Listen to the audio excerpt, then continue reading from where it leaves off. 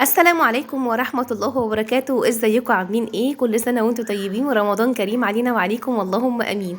الفيديو اللي فات انا قلت لكم عامله لكم مفاجأة في نهاية الفيديو. هي كانت ايه المفاجأة؟ عملنا كيكة بطفل البرتقان. ايوه طفل البرتقان اللي هو بعد ما عصرنا البرتقان والجزر عشان نخزنه لرمضان او عصير في الصيف.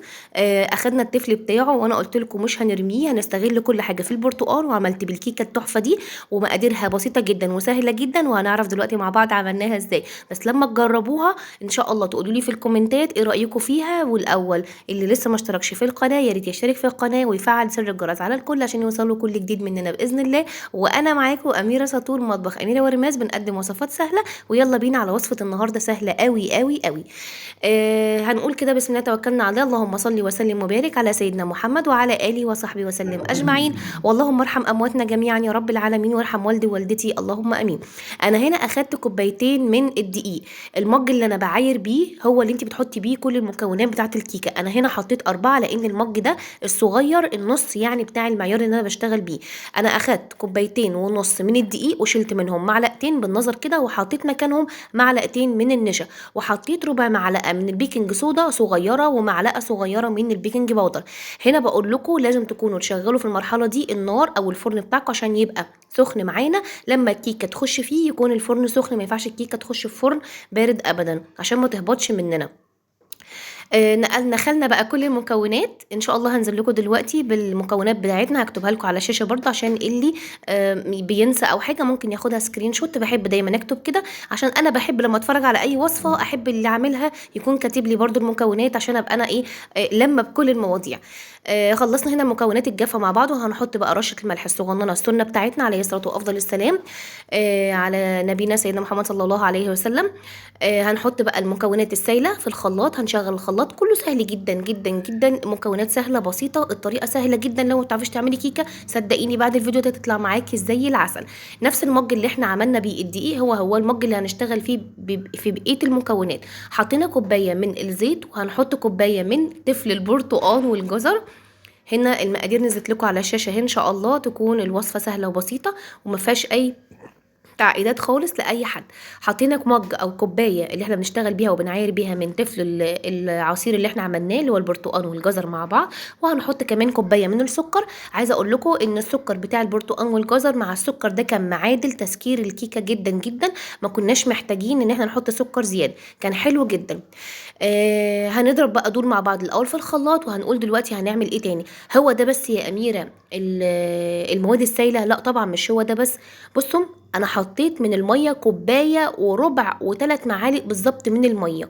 بس انا الاول ضربتهم وبعدين نزلت بالكوبايه اللي هي نفس المج اللي انت بتعايري بيه ميه، حطيتها قدامكم اهي. طبعا مش هنحط لبن لان هي كيكه برتقال. حطينا بقى الكوبايه من الميه دي، وبعدين هنحط النص والثلاث معالق قدام شويه. ليه هنحطها قدام شويه مش هنحطها دلوقتي؟ عشان كل دقيق بيختلف عن التاني، ممكن الدقيق بتاعي يشرب الكميه دي. بس اهم حاجه القوام بتاع الكيكه هيطلع معانا زي ما هتشوفي حضرتك دلوقتي. نزلت بقى بكل المواد السائله اللي انا عملتها. شوفوا هي تحس انها تقلت معانا اهي. هننزل بقى بنص كوبايه الميه اللي باقيه ومعاها 3 معالق ميه. انا حطيتها في الشفشق ورجيته كده يعني بحيث ان هو في جواه برتقان ما نفقدوش يعني. ادي نص الكوبايه اللي احنا حطيناها، وهنرجع نحط 3 معالق. ده بقيت نص الكوبايه يا جماعه، ما حطيناش من بره تاني. يبقى احنا حطينا كوبايه ونص من الميه.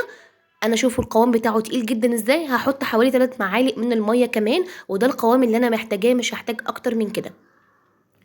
ان شاء الله هيكون القوام واضح بالنسبه لحضرتك ان انت تشوفيه عامل ازاي. وكل دقيق بيختلف عن التاني، عشان كده ما حطيناش الكوبايه ونص من الميه مره واحده على الخليط عشان ما نفقدش كل المواد السائله لو ايه قللناها شويه بدل ما نحطها كلها على الدقيق. شايفين قوام الكيكه عامل ازاي؟ طبعا هنكون جايبين بقى الصينيه بتاعتنا مبدرينها. وزي ما قلت لكم خلي بالكم الفرن لازم تكونوا مشغلينه عشان يخش على نار سخنه. ما ينفعش الكيك تخش على نار هاديه ابدا ولا نار بارده، لازم الفرن يكون سخن. ودرجه الحراره بتاعته طبعا حسب كل فرن، يعني اعلى حاجه عندك 220 تمام. قفلي من تحت الشوايه، وطبعا مش النار من تحت لازم تحطي الصاجه بتاعتها يعني ما تفتحيش الشوايه نهائي خالص. طبعا انا كده اضغطيها بقى او اضربيها ضربتين 3 قبل ما تدخليها الفرن عشان الهواء يطلع منها. وده بالظبط اخدت معايا انا فتحت عليها الفرن بعد 30 دقيقه واختبرتها، لقيتها زي الفل وتمام، مفيش فيها اي عجين لسه جوه خالص.